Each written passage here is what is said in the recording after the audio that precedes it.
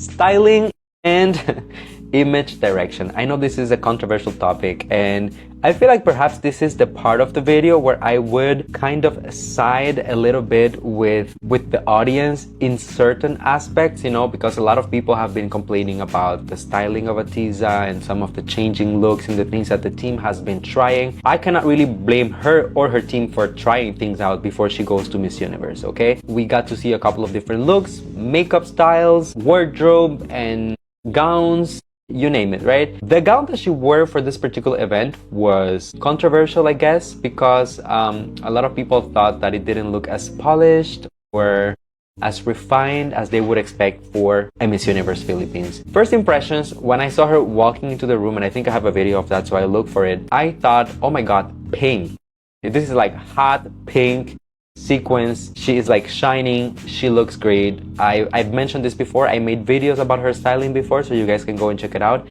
I always said that, you know, like this type of colors, like the pastel colors, the pinkish, the feminine, delicate colors are really the area where Atiza shines the brightest. So I wasn't mad necessarily at the color of the dress. I thought that the fit was also So napanood nice. at narinig nyo itong reaksyon ni Luis Portelis dito sa mga styling ni Atiza kamakailan lang.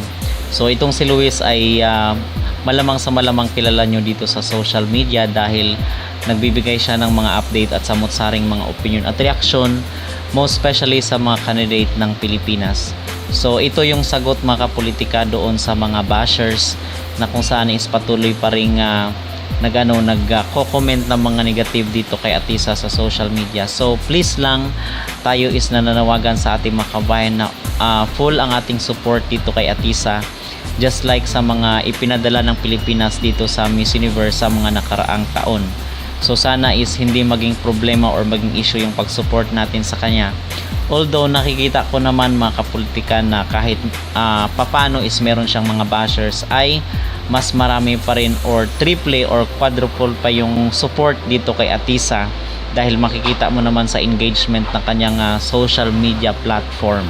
So kung grabe yung support dito kay Emma Tiglao sa Miss Grand International 2025, siguro is triple pa ang maging support dito kay Atiza Manalo. Miss Universe kasi kung tutuusin ay mas kilala naman at mas well known itong Miss Universe kung ikukumpara sa Miss Grand International.